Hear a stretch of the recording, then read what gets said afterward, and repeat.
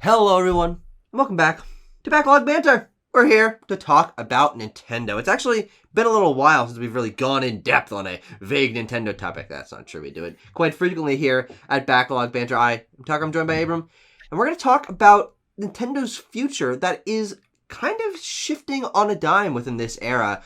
We got the release of the Super Mario Brothers movie just about a week ago, and Abram was actually able to notice some interesting connections, and we're here to kind of talk about what this movie and a theme park and the transition to a next console and whatever aspects of Nintendo's future that we want to will mean for the company as significant changes it feels like are brewing in the wind. But if you like Nintendo and you want to talk to us about maybe Abram's kind of cool, but I think he's overhyping it, Bowser toy, He should smoke. You can join our Discord in the description. Yeah, you know what? So could I, but I don't because that's bad for your health. You can join our Discord, link in the description, and subscribe and video and like and bell and all that. Yeah, it's YouTube. You've done that before. Abram, you saw the Mario movie. You went to Super Nintendo World, the theme park. And so you've experienced both of the major shifts. Oh, he's slapping on his wrist. Holy shit. You've experienced both the major shifts for what Nintendo has done in the last couple of years that might signal a new direction for them. What are your thoughts on the future of Nintendo? Are they dead? Is this going to kill them? Now, Tucker, we've been talking for a while about these sort of changes. I remember, I'm old enough to remember a video we made in December, Whew. where That's a while ago. where we were reviewing their 2022, and I was sort of looking into the future about how Nintendo might change Yeah. as a result of various things they're doing to become about more than games. Yeah. And now that's all paying off. It's true. As of the time of recording this, Super Mario Brothers, the movie, made $377 million Something like over that, its yeah. 5-day opening frame without launching yet in Japan. Well, that'll give them like $4 or something like that. I don't know. I don't think they care. It'll be very interesting when in like 2 weeks' time the dailies suddenly start going up, and then the film has a positive increase instead of a drop. But the point being, the film was enormous. The theme park, which I got to go to opening week, was packed, continues to get really great buzz, and suddenly I think Nintendo feels a little bit different. Sure. Yeah. And that's really what we're here to talk about and dissect. Because from a high level, and we also talked to our friend Bo, Robert Talks Games, about this, who just put out a video to this effect himself, which I've yet to watch, actually. Yeah, neither have I. We're not ripping off. Yeah. No, sorry, don't worry about that. No. Okay, well, we had this idea before we put it up, though. That's true. Hey, yeah. Point being, Nintendo is moving in a sort of, in my opinion, multimedia, transmedia. They need a big U-Haul to move. Most specifically, a lifestyle company direction. Yeah. And I'm just curious, Tucker, gut level reaction when I say that. Well, the interesting thing is, when I think about what Nintendo has been for a lot of our lifetime, it's not really that different from what they've done. I mean, the DS and the Wii are the most lifestyle video game systems that have ever existed and continue to be that, even though the Switch has that portability aspect. It's not aimed as much towards the casual market. There's a little bit of the software of you got your Ring Fits and you got your Brain Train Academy, but no one... I mean, people play Ring Fit. People do not play the other one. But the DS and the Wii and that whole era of trying to incorporate video games into people's lives to get them moving around with the Wii remote and to get them petting dogs and reading on their DS. That, I think, is actually still the most lifestyle that Nintendo has ever been. And that petered out for them, and I think rightfully so. It sort of reached a balance, though they could lean a little bit more into more casual software. But I'm not worried about this shift that they're taking, because I do think that with larger impact on the cultural sphere, with a gigantic blockbuster movie, having a theme park on the not quite scale but quality level, and even a little bit more forward thinking than other theme parks, gives them sort of a step ahead in the cultural sphere outside of Nintendo, it's outside of games, which I think is going to be good for them, and I think it will allow for a different tone for how Nintendo approaches things. We might see this sort of impact the way that they are spreading the news about Nintendo Directs, or change a little bit of the way that they're designing their games. Maybe they're going to have some things that reflect the theme park or the movie a little bit more to sort of tie things together. And I am an advocate for change, and I think that this could signal something really cool for them. If not good, at least different. And I'm excited to see what a modern, in this sense, Nintendo with a different kind of focus could even mean for some of my favorite franchises of all time. Yeah, so there's a couple things that I want to touch on. First, I think that this is going to have basically no bearing on how their games look. Yeah. But I want to talk about a point you made very saliently, in that this isn't necessarily new. No, yeah. And when you even look at these two big things we're talking about, the Mario movie and Super Nintendo World, they do hail back to the era that Satoru Iwata was pioneering. Sure, Blue Ocean yes. Strategy. He's even credited in the movie, which, does that make any sense? I have no idea. Well, when did the movie get announced initially? Certainly not while he was... Well, it might have been while he was alive. Because it was actually supposed to initially go with Sony Animation Studios before they were cool. But it might have been while he was alive, but yeah, that would be really the only reason I can think of. Yeah, I want to double check, but I have it in my head here that it was first announced like in 2016. Okay. And let's see. Reports on the supposed existence of an animated Mario film circulated as early as November 2014. In November 2017, more reports of the film's existence started to rise. China's then president stated in 2018 the deal had not been finalized, but an announcement would come soon. Yeah. So that was towards the end of Iwata's life, but it was nonetheless in his lifetime. The same with Super Nintendo World, which was talked about back in 2015, as I just double-checked. Okay. So this was all still a product of Satoru Iwata, a product of the Blue Ocean philosophy, a product of, as you're saying, the Wii and DS, wherein Wii Fit and Brain Age and Wii Sports and the balance board and the canceled but nonetheless prototyped Vitality sensor and Street Pass and Play Coins and things up until 3DS and through it that Iwata were overseeing. These two things, the theme park and the movie, are still products of that time to an extent. Yeah. The question then becomes sort of what that ends up looking like when Iwata's even sort of guidance at inception is not there. Yeah. Because, as you're saying, we do get things like Ring Fit and we do get Nintendo Switch Sports, but I think you can make a good case for Ring Fit and Nintendo Labo perhaps being the only two sort of initiatives that modern Nintendo's done that I felt really distinct, not tethered to what came out of that Blue Ocean era in terms of that and in the mobile games. Super Mario Run, Pokemon Go, Miitomo, that kind of stuff. Yeah, but even those, I mean, those are hitting in 2016. There's no doubt that Iwata was involved in those also. The point being is I'm not sure exactly what current Nintendo's leadership wants to do in this front. Yeah. But it's obvious that they're going to need to do something. Because even though Iwata might have set these things in motion in his sort of corporate philosophies and formed these, as you're saying, pillars that bring in new audiences together in theme parks and movies and mobile and everything, somebody's got to carry that forward because it's not going to end here. They're not going to just open the theme park and be done. They're not going to just release the movie and be done, because now suddenly Universal and NBC and Comcast have a major stake in the success of Nintendo in a multimedia sense.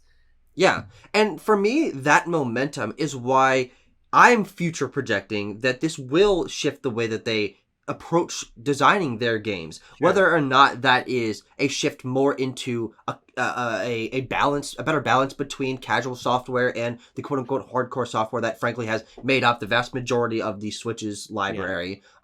Having more games that appeal to that wider audience, because since the mid 2000s when we got the DS and the Wii, Nintendo hasn't had this much of a cultural presence. There are, because of this theme park and the movie, that more people will see than own a Switch or probably owned a Nintendo console ever. there will be more Nintendo fans than ever in the coming years. And as they start to expand this and possibly make more movies, as we'll talk about, and maybe expand this into other things, I don't know if they're going to put a Peacock shows, Nintendo shows. It's unfortunately possible. I think they do need to capitalize on this growing fan base of theirs by having games that appeal more to people that haven't been playing Nintendo games since the Wii and the DS, because that was kind of like the last time that group of people was really brought in to the fold. So I see two directions. As I said, the first one is maybe we start getting more casual-oriented software, or at least a better balance between the two. As you said, Labo and Ring Fit kind of being the only focused initiatives to approach something more casual in this generation. But I also do think, and I talked about this a little bit in our Predicting Nintendo's 2023 video, a way that the creative vision and seeming coherent vision of the theme park and the movie impact the way especially Mario games are designed. I can really foresee for Mario and Donkey Kong the world design of the movie and subsequently the theme park and the new elements that have been introduced to these characters that seems like they want to make a thing impacting the games. Toad is now a chef. And you can go buy little food power-ups from him at his fucking little house or whatever. That's something that's not been in the games for him. And lately, he's had shops, but that is an element of Toad's character now. The idea that Toads and the Mushroom Kingdom have a sort of bustling city, that is an element that's in the film, and the warp pipes going everywhere is something that's in the theme park. I think that they can take those visual ideas to make a game that is more distinct, that has what come before, and fits in with what they're doing with the theme park and the movie. And I also think that the element of making Kongs like this car obsessed group of characters, I think that could easily transfer into a game and make it feel super distinct than what has come before, and just give this Kong army and world and island a new element of its identity. And that would come from the fact that they are introducing this in the movie. And then what I think it's not very controversial to say, when they add the Donkey Kong Land to Universal Theme Park, there's gonna be carts everywhere. There's gonna be the funny roads that go everywhere, off in the distance. I think they're trying to create new identities through the movie and the theme park, those connecting, and then I think that has to drip feed into the games to make it all feel more coherent. Yeah, I just don't think I agree in the sense that Super Nintendo World in particular is a really amazing place to be, but there is nothing unique about the identity of that theme park that isn't already in the games. Mm-hmm. When you walk into the theme park, you basically enter a warp pipe, which is already sort of stylized in the way that the warping from Brooklyn into Mushroom Kingdom in the movie happens. Yeah. But then you step out into a Peach's castle that is much closer in tenor to Mario 64 than it is in the film. Mm-hmm. And then you step out into an environment that is entirely a sort of amalgam of New Super Mario Brothers motifs. Basically, everything in the park, in the core little area you step out into, is from New Super Mario Brothers. The castle, of course, being more 64. Bowser's Castle being more from the sort of Bowser's Castle motifs you'd see in Mario Kart. Mm-hmm. The only other thing is when you're queuing up to get into Bowser's Castle for the Mario Kart ride, you go through a Yoshi's Island section. I mean, it's pastel themed around Yoshi's Island. You're actually in Yoshi's Island caves. You see the fruits and everything. I mean, it is just one-to-one Yoshi's Island. What I mean to say really is that the identity of that parallels what's in the movie, but parallels it no closer than the games parallel it. Sure, that's fair. And at the same time, this movie, as we've been saying, has been in conversation for so long. Yeah. And nonetheless, Nintendo couldn't even be bothered to put out any piece of Mario software alongside it. Sure. Yes. Very strange. There's, in my opinion, really no evidence that these three things are working in direct sort of aesthetic or conceptual cohesion, aside from the fact that they are just various lenses into the Mario universe. Sure, that's true. That's true. That said, I think you're right in the sense that there are cool ideas from how the movie presents the Mushroom Kingdom and presents Toad and presents the characters that very well could then inform the games. Yeah. But even to that end, like, we do know that there's a Donkey Kong expansion being made to Super Nintendo World. Yeah. But I believe the reporting is that we're getting like a minecart ride. So it's not even going to be the cart stuff.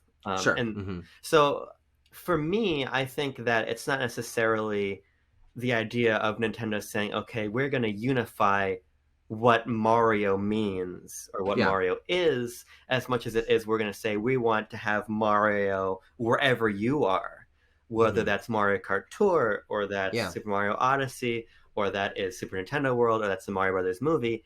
These are all very different Marios.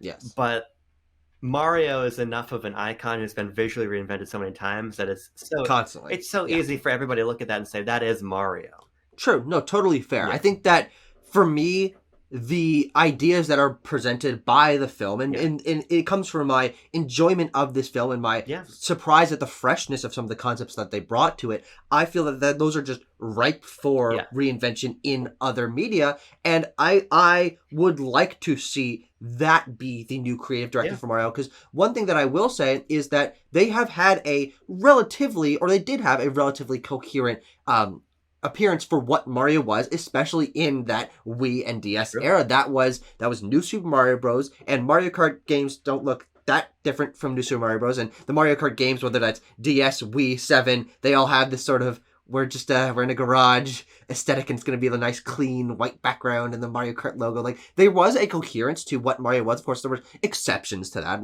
Not saying there was Super Paper Mario and Mario Galaxy and all of that, but I do think that there is I think it would behoove them, frankly, to at least have a small section of this current era be a coherent tying in concepts that come from elsewhere into the games and making it be like, oh, okay, Mario is something that not only can have coherence across mediums, but has a new direction forward, because we have gotten a handful of Mario games over the last couple years, but nothing as much as a reinvention as we got when we hit New Super Mario Bros. And suddenly everything was New Super Mario Bros. And I would love to see there be this new era of Mario that takes inspiration from the film in particular and has a really interesting, forward-thinking, inventive Mushroom Kingdom that is Toad Cities and gives Donkey Kong and the Kong World the Kart Army and gives Peach this more starring role. Like, these are elements from this film that I think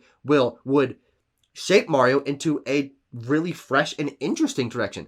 I hope it doesn't last forever, because that would be really annoying. But as of now, it is the new hotness, and I think the games would benefit immensely from that. I'm just imagining a new 2D Mario game that has an art style that is closer in tenor to the color palette and world design of the film. It's like, wow, holy shit, this feels so much different than what came before, simply because it's based on something that we just experienced. Yeah, I mean, I think for one thing, it's just, I think for me personally, part of what's made Mario really interesting and what made Mario less interesting during that era is that Mario's been fun because he's always going someplace new and he always looks different and he's in a completely different place. I don't really want the Nintendo to return to like a homogeny for Mario.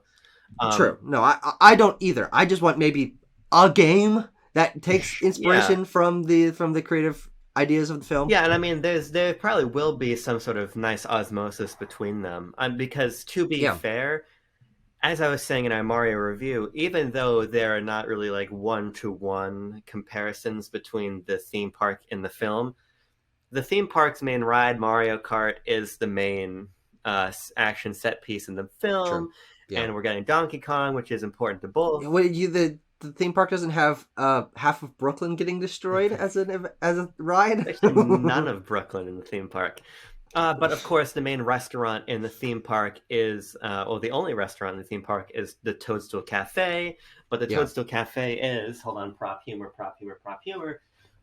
run by Chef Toad, not by just like regular Toad in a backpack, right? And obviously Chef Toad is not in the film. So what I'm saying is there could be some sort of, to your point, like a general creative osmosis between these things. Yeah. But it's also important to remember that like Shigeru Miyamoto's not really dictating where Mario is going right now. He has for a while now been doing these more creative consultancy things and working on the theme park and working on the film. Is Koizumi really that interested in moving Mario next where Shigeru Miyamoto and Chris Melanandri or whatever his name in Illumination want to move him? I don't know. I think that there's just more moving pieces, but that doesn't discount the, as I was saying, the ties between the theme park and the film could extend to the games. I just think that they knew that the Mario movie was going to be enormous. It might have come as a surprise to the pundits in the Hollywood circles who don't understand the strength of the IP. Yeah, but it wasn't a surprise to Nintendo that this film was so big, and so the fact that there was no effort made to get a game in line with the theme park, in line with the movie, suggests to me that's just not a priority for them. Totally understand that. Yeah. But I think the more interesting question is sort of who's next, because. You look at the theme park, when you go into the 1-Up Factory, which is the store, there is no merchandise for any Nintendo property other than Mario in the theme park. Interesting. There is, I don't even think yet there's Donkey Kong merchandise. Huh. I'm racking my brain, but I don't remember, because if there was something. Put it this way: if there was Donkey Kong stuff in there, I would have bought it, and I didn't buy it, so I don't think it was there. Or if there was Pikmin stuff, or if there was Metroid stuff. Right.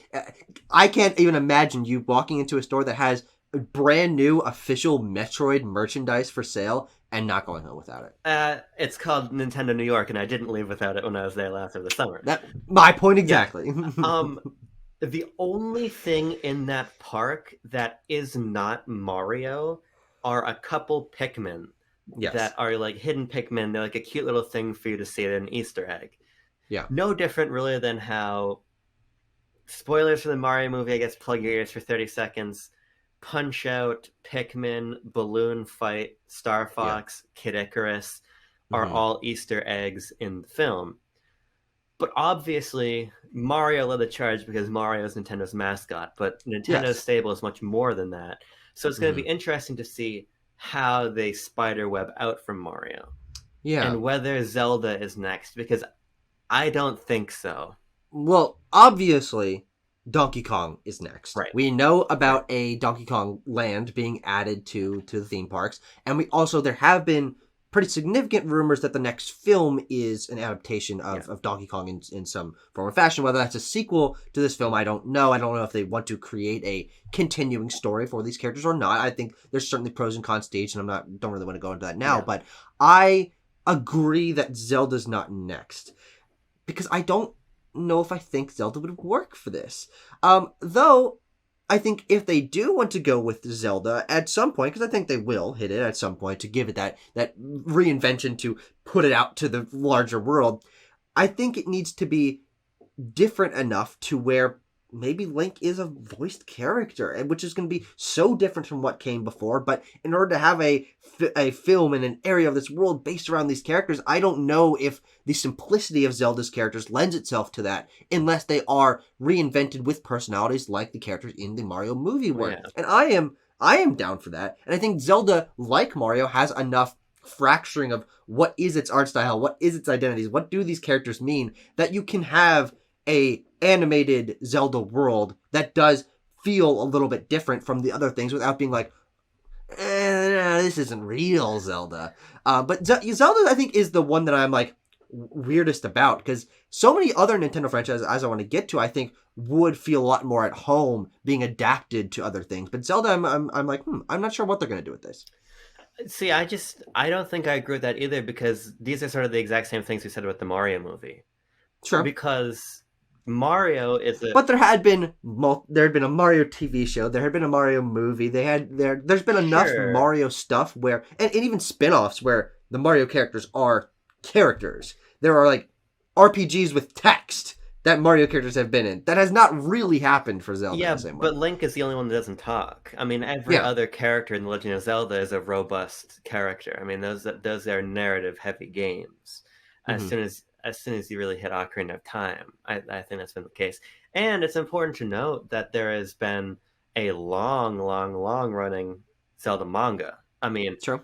Yeah. It has a multimedia presence, and there have been no shortage of rumors about potentially worked on Netflix adaptations with like that show that apparently got canceled or what have you. I mean, it obviously has to be on their mind. Mm-hmm. But my trepidation is more that I just think it's not the next. It's not. It might be from the player's perspective the next logical IP to go, but I don't necessarily think that's the next logical IP from Nintendo's perspective. I agree. Yeah. I think that Animal Crossing actually is the one that makes the most next sense for a couple of reasons. Mm-hmm. Now, the first one, and I actually want to watch this because I never have. There is an Animal Crossing movie. It's an anime. Oh, I think it's an anime movie. I think I've heard about but that. It's a full movie. In Animal Crossing, also, you could probably make an argument. Animal Crossing, the movie from 2006. Yeah, you could probably make the argument that Animal Crossing right now might have the next biggest like brand penetration into the mainstream consciousness next to Mario, thanks to New Horizons and Pocket Camp and everything. Absolutely. And Animal Crossing also makes for a killer theme park.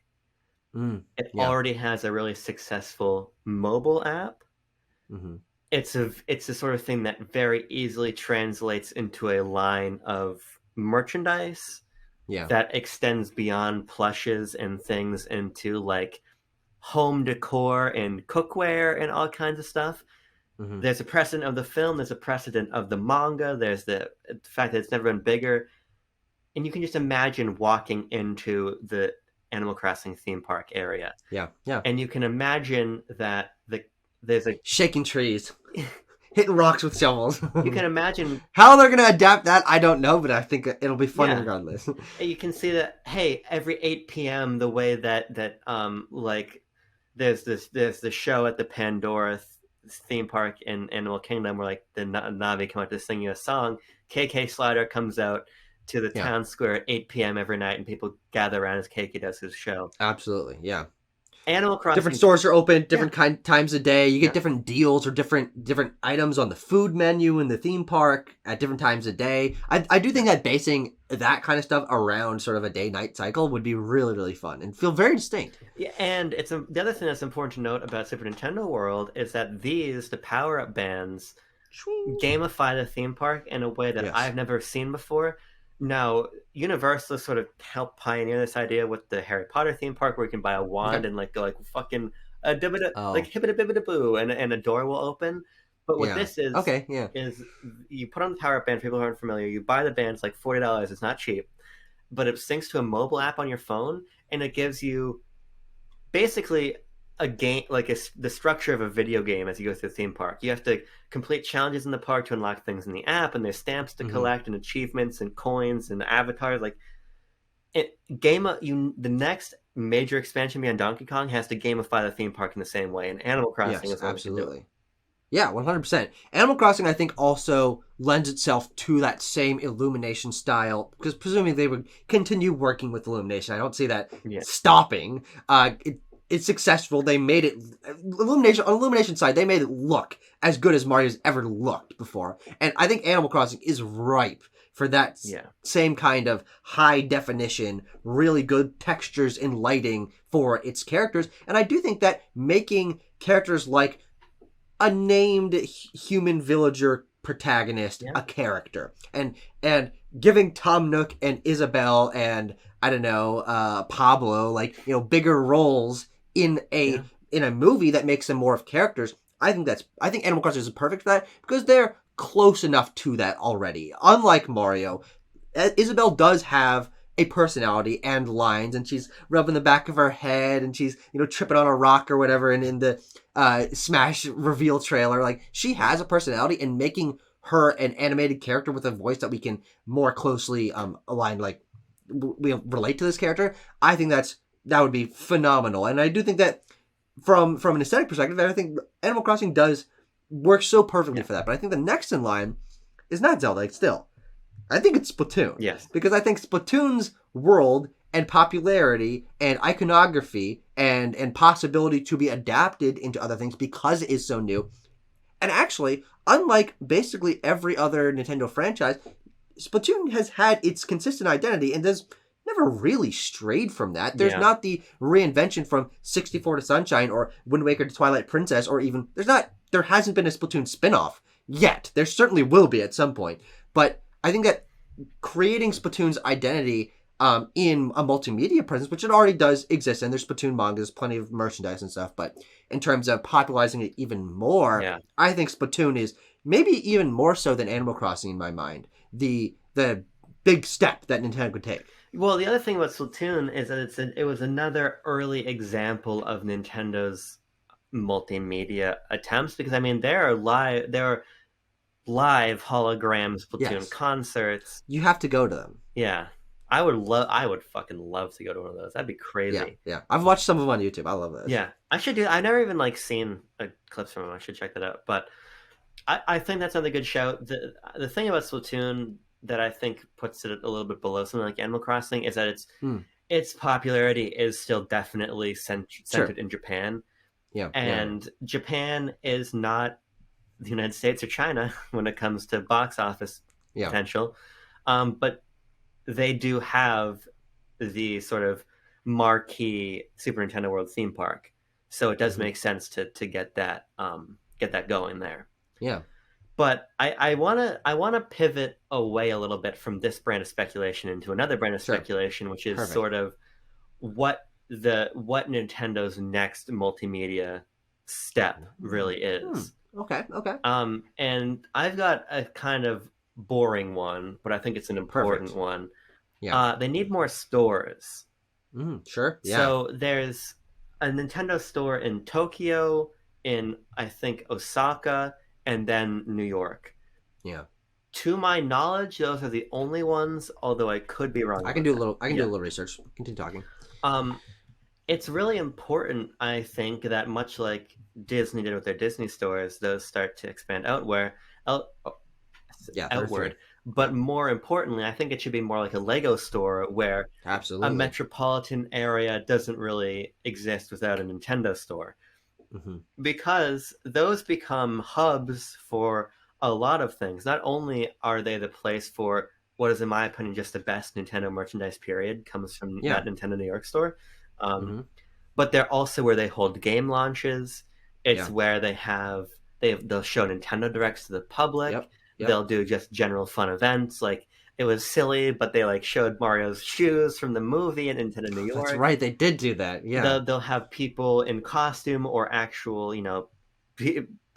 people make appearances there. Yeah, I think it's important that they have more of these hubs around not only the U.S. It makes a lot of sense to throw one over in like Los Angeles or L.A., Chicago, and then you Austin, go London. Yeah.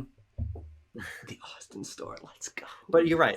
Lincoln, Nebraska. No, it's not going to happen. But yeah, no, absolutely. London, I think that going across the planet with those is the next step. Yeah.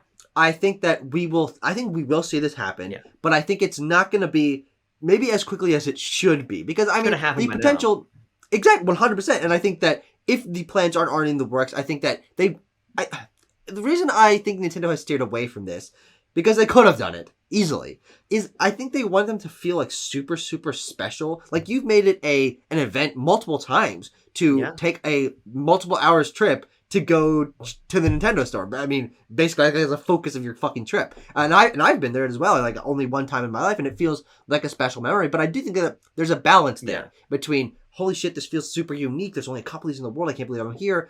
Or you're going to make more money and more people are going to be able to experience this if you've got 30 of them across the continental United States. Yeah. And I think that the more populist Nintendo that we're going into, trying to reach their fucking spiral tendrils into the lives of everyone on the planet, it makes way more sense to have them across the planet, especially as game stores, as we know them, are starting to wind down. And a key distinction between something like GameStop or EB Games to the Nintendo stores is they're not focused on selling games. It's more about Nintendo culture, Nintendo merchandise, t-shirts, plushies, and they have games and consoles, but that's like in a corner, in a back corner that you're like, you gotta fucking seek out.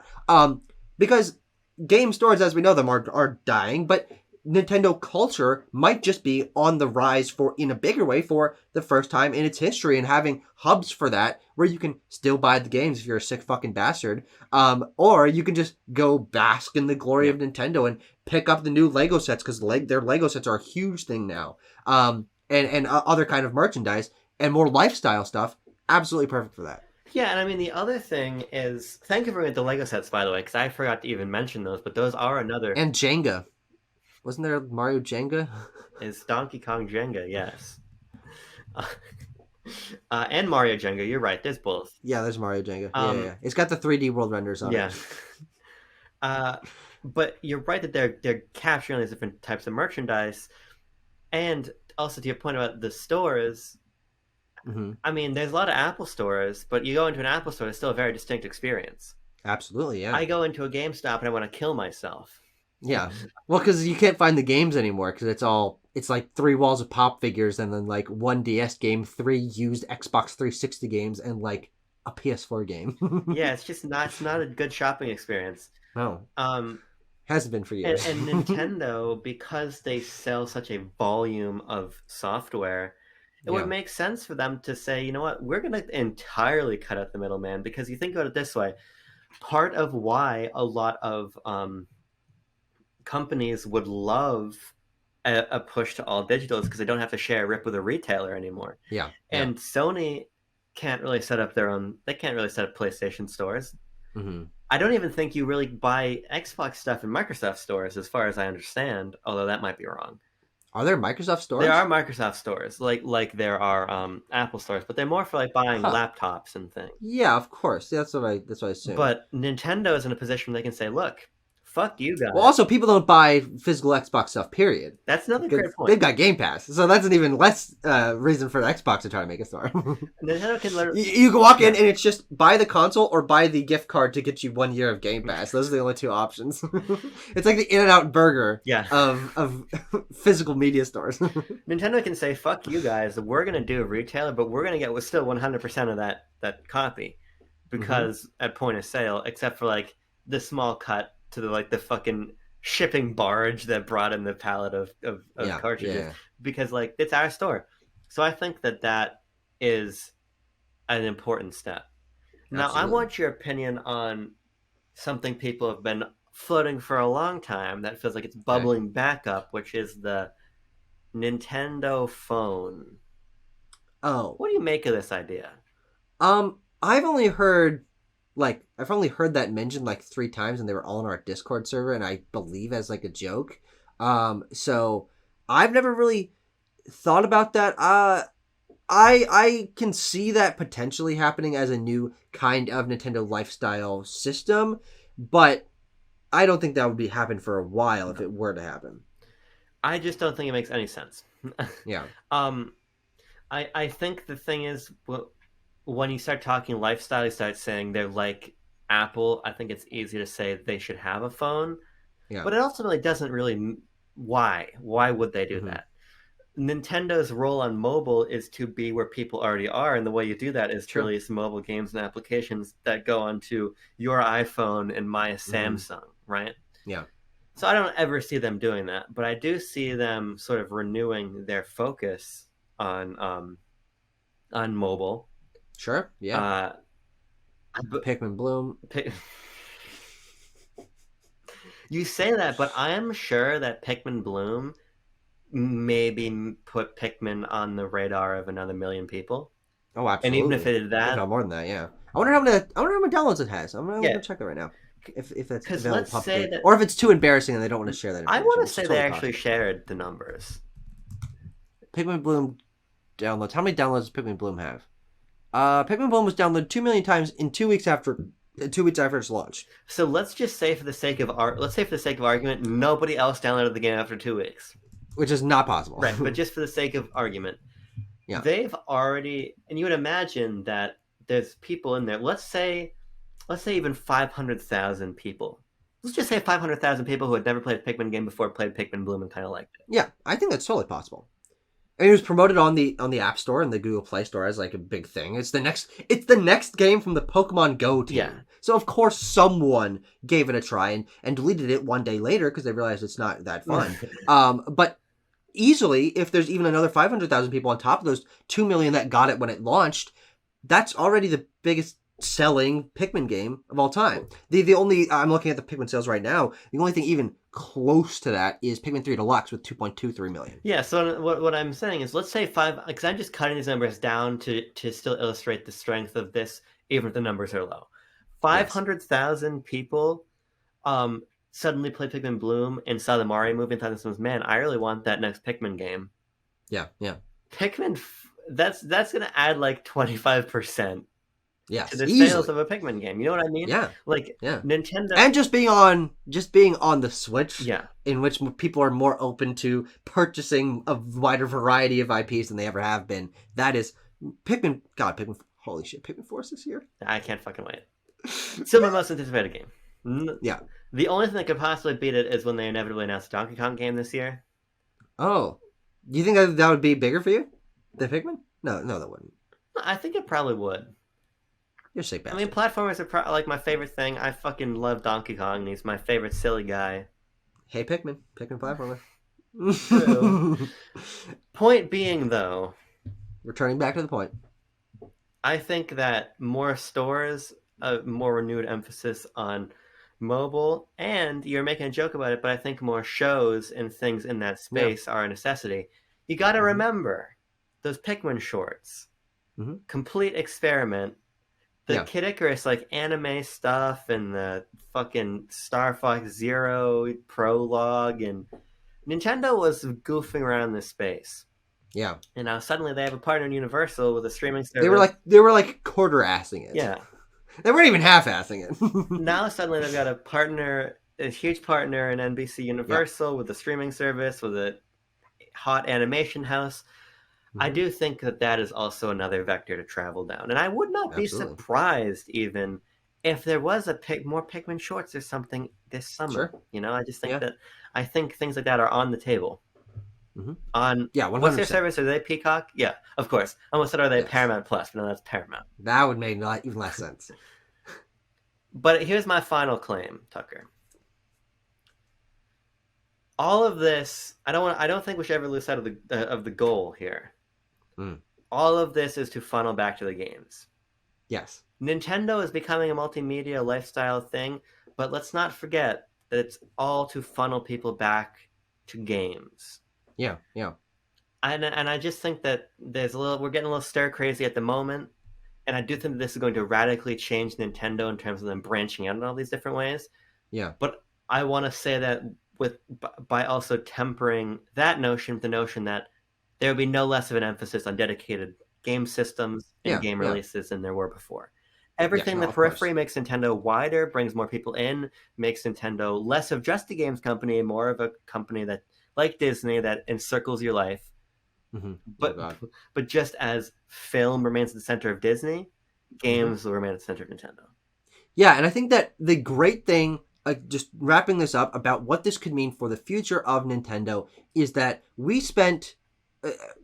the last generation with the 3DS and the Wii U, the 3DS did well and the Wii U did not. But Nintendo was the butt of the joke for a while, to be 100% honest. But they came back with the Switch. Now it's it's one of the highest selling consoles of all time and might end up being the highest selling console of all time if it continues track record. Either way, they're not the butt of the joke anymore. They're very successful. And unlike a transition like from the Wii to the Wii U, where they just expected people to just say, hey, it's that next Nintendo thing, you're going to buy it. Putting a larger emphasis on gathering new fans on top of the fact that they have one of their most successful consoles of all time right now, whatever the next Nintendo system is, will continue this track record, if not be bigger, which I think is great for those games, making the series more popular. Everything will synergize, even if it's not in blatant, like, internally game ways, like I was saying at the beginning, which I still hope is possible. Yeah. But next Nintendo system, I think I could comfortably predict it will be bigger than the Switch, because there are more Nintendo fans now, and this will only continue being a bigger and bigger thing, especially if they really do lean into all these things like Nintendo stores and stuff, as we've been talking about. So that is very exciting for me because I love seeing these franchises grow, and it's been such a heartening thing to see that Nintendo isn't the bottom of the games barrel as some people were considering them last time. They're almost every, if not every, Nintendo franchise that has appeared on Switch has been its biggest selling entry, and for the most part, one of their highest reviewing entries. People are loving these games and bringing more people to even just try them and buy them and share them with their friends. That will just continue the momentum, and I'm very excited to see how even bigger, more popular Nintendo than almost ever, if ever, will be going in the future. Yeah, I'm really glad you brought that up because I think it's a great point to leave things on, in that the other thing that this does is it insulates Nintendo from their kind of traditional booms and busts cycle. True. Yeah. I don't personally see any way that the next system could be bigger than the Switch. I think that it will not be a failure in the way that sometimes they oscillate between a success and a failure. I think they'll oscillate between, as with all of their handhelds, a success to maybe a smaller success to a bigger success, smaller success, but still all successes. Sure, yeah. But even if things are totally fucked, and we knew that even in the Wii U era, they had enough money to sit on that they were going to be fine. Yes. But even if things are totally fucked, now they've got all of these new revenue sources. They're basically doing the Sigma grind set passive income thing. You know what I mean? Yeah, by actively making new products. Yes. But passively creating products for you to purchase. It actually just puts them in a really strong position to where they don't really need to be worried about sort of shifts in the gaming space. They don't need to be worried about trends of hardware. Not that I ever really paid attention to trends in hardware, but they already don't have the issues that like Sony has of being known for amazing experiences, but amazing experiences that cost $200 million and take like 7 years to develop. Obviously, Tears of the Kingdom notwithstanding. But now they don't need to worry about shit. And I think this is also part of the reason why Sony is moving into the multimedia space too, because all of that money just gives you a bigger cushion. And it just gives me more shit to buy, you know? Yeah. And even if you don't like their games, you like buying their shit. Yes. Well, I am honestly, this conversation and being excited for the potential of them branching out has actually gotten me significantly more positive on this new reinvention for Nintendo, what this could mean for their future, especially as we bring it back to games. I think this will just benefit their games. Yeah. They'll get bigger, hopefully bigger budgets across the board. You don't gotta fuck out Super Rush or Battle League and just say fuck you, this is your sports game for the year, because they can have more money. Hopefully, we'll see. Obviously, they have a lot of money now. They could have given more money to those goddamn games, but I'm very excited for the future, and I think this will, in my eyes, just be a positive thing for them going forward. I agree too, in the sense that Nintendo to me is a games company, but they already are just like a cultural thing. Yeah, we are already part of a Nintendo culture, but now Nintendo culture is going to be cult. Nintendo cult. Thank you. Now we're going to add the URE and make it mainstream. So sure. By the way, because the reviews on the other channel, I like the Mario movie a lot. I've seen it twice. Yeah, so do I. I've seen it twice. So do I. Because this is on the other channel, but we'll link the card in the corner. Yeah, we'll link the review. Oh God, yeah. Yatta! Sorry, I'm just so into Japanese culture right now, like Batman. You're gonna watch Batman Ninja? Ninja's not Batman. He's a Fortnite player. How would you react if James Gunn announced that he was having Tyler Ninja Blevins as the next live action Batman? Well, then I'd just be wondering. And Markiplier is his Robin. I'd be wondering who Ninja's braless wife would be playing in the DCU. So I'd be wondering. That's insane.